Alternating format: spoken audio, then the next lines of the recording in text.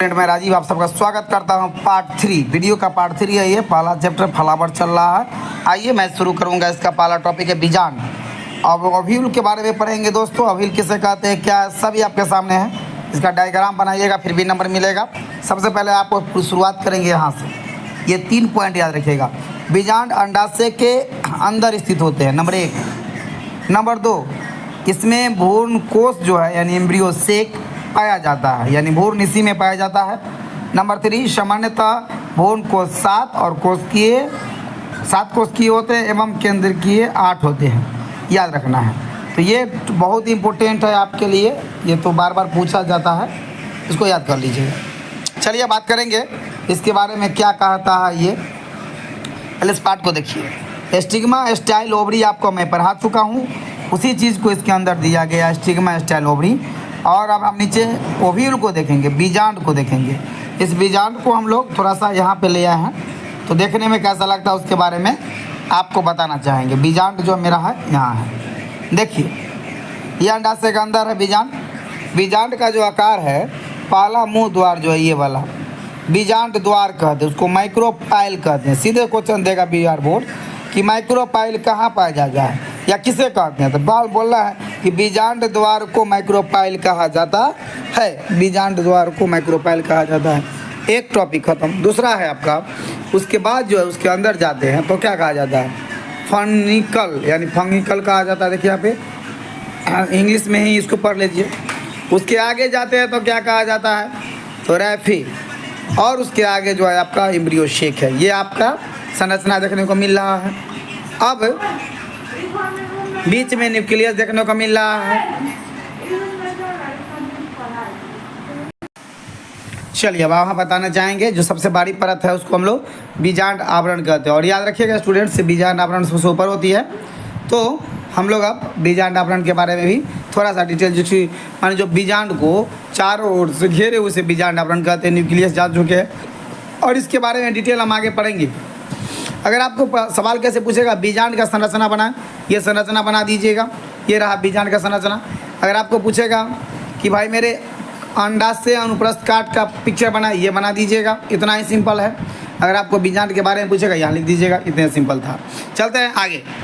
अब हमारा पास जो है भ्रूण कोश, जिसके बारे में मैंने बोला था अभी आप लोगों को मैं यही बताऊँगा यहाँ पर। तो देखिए भ्रूण कोश के बारे में क्या होता है इसके बारे में बता दूँ, इसमें क्या क्या पाया जाता है। सबसे पहले मेरे स्टूडेंट साहब सब आप देख रहे होंगे 3 2 1 2, ये याद करने का तरीका है। 3 2 1 2 याद कर लीजिएगा। 3 2 1 2 3 2 1 2 3 2 1 2। अब आपको क्या इससे क्या फ़ायदा होने वाला है भाई मेरे, क्या इससे घाटा और फायदा दोनों बता दें। घाटा तो कुछ नहीं है, फ़ायदा ही फ़ायदा है। पहला बात, एंटीपोडल कोशिका जो होता है, एंटीपोडल जो कि विरोधी है, मतलब एंटीपोडल, वो आपका 3 गो होता है और यहाँ पाया जाता है। ठीक है, जिस पर आप लोगों ने, आप इसको कह सकते हैं, आपको ऐसे दिखाना चाहूँगा, इससे कंपेयर करा देता हूँ। लो ये जो बीजांड आवरण है, यहाँ पे एंटीपोडल होता है 3 को। तो बीजांड आवरण के पास जो पाया जाने वाला कोशिका को एंटीपोडल कोशिका कहते हैं। इसकी संरचना 3, इसकी संख्या 3 होती है। उसके बाद है ध्रुव कोशिका जो यहाँ पर पाया जाता है, इसकी संख्या 2 होती है। ध्रुव में 2 होती है। तो ये हो गया, और ये 2 5 हो गई है।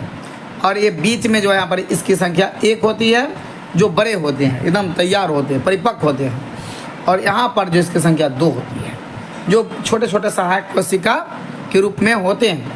चलिए अब कुल मिलाकर 7 कोशिका और 8 केंद्रीय होता है। आप कैसे गिनाइएगा, तो आइए इसको हम गिना भी देते हैं।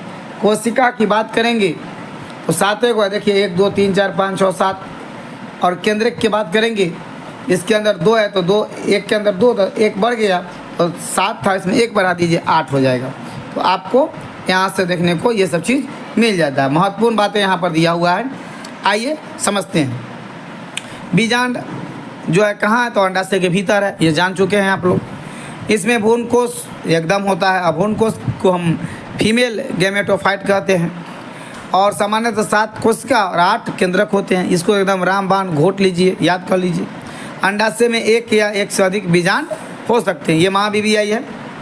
बीजांड की संख्या 1 भी हो सकती है और 1 से अधिक भी हो सकती है। अब आगे बढ़ेंगे। हमारा अगला टॉपिक है, फिर भी बता दूं आपको, जो बीजांड के बारे में जो पूछेगा यही क्वेश्चन रहेगा।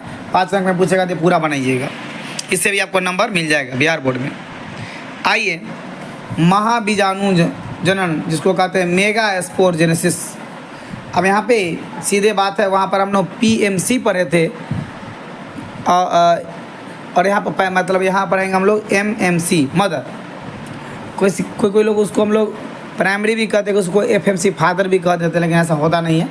तो यहाँ पर पढ़ेंगे MMC यानी इसको मदर कहेंगे, तो आप इसको भी पढ़ सकते हैं, समझ सकते हैं।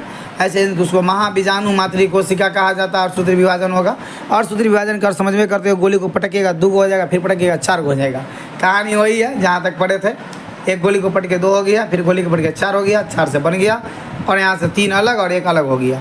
3 अलग जो हो जाता है उसको हम लोग त्रिसंलयन भी कहते हैं, और एक को महाबीजाणु है। त्रिसंलयन की बात तो आगे होगा, सॉरी, अभी तीनों सुकुड़ जाएगा, एगो को बड़ा होने देगा। जो बड़ा हो जाएगा उसको हम कार्यशील महाबीजाणु कहते हैं। उसको N यानी अगुणित है, याद रखना है।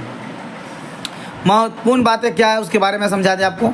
इंपॉर्टेंट लाइन यहाँ है, MMC यानी कि PMC भी 2N था, ये भी 2N है, और सूत्री विभाजन होगा तो N हो जाएगा।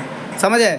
3 जो है नष्ट हो जाते हैं और 1 कार्यशील हो जाते हैं, भ्रूणकोश में विकसित हो जाना, ये महाबीजाणु।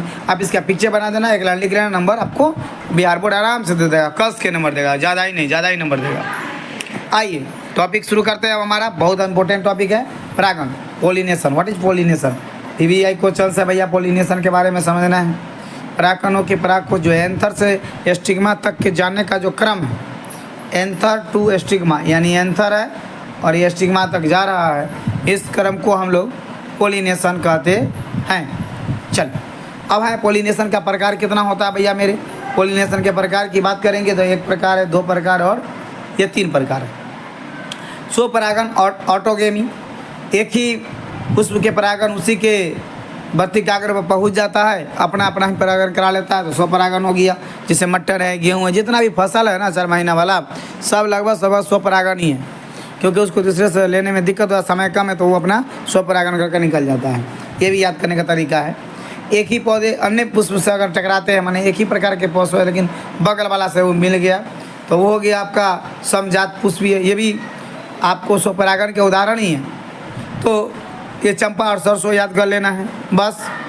और परपरागण यानी कि जेनोगेमी, तो ये क्या है भैया, एक पौधा जो है वो दूसरे पौधा से कर लेगा परागण, उसके वर्तिकाग्र पर जाएगा, तो ये हो जाएगा परपरागण। इसमें मेल अलग फीमेल अलग भी हो सकते हैं, जैसे मक्का है, धान है, पपीता, ये सब आगे भी आ जाता है। चलिए, अब परागण कराएगा कौन? तो एजेंट कराएगा। उसका एजेंट का क्या नाम है तो देख लीजिए। एजेंट वायु है, एजेंट जल है, एजेंट कीट है और एजेंट पक्षी है। सबका नाम दिया हुआ, इम्यूनियोफिली हो गया, हाइड्रोफिली हो गया, तो ये आप आराम से देख सकते हैं। इसके लिए वीडियो लंबा नहीं करने की जरूरत है। महत्वपूर्ण बातें में आ जाइए। परागण बिना निषेचन संभव नहीं है, और इसका स्क्रीनशॉट ले लीजिएगा, लिख लीजिएगा। समय कम है इसलिए आपको ज़्यादा से ज़्यादा प्रैक्टिस कराया जा रहा है। अगले वीडियो फिर बने रहिएगा।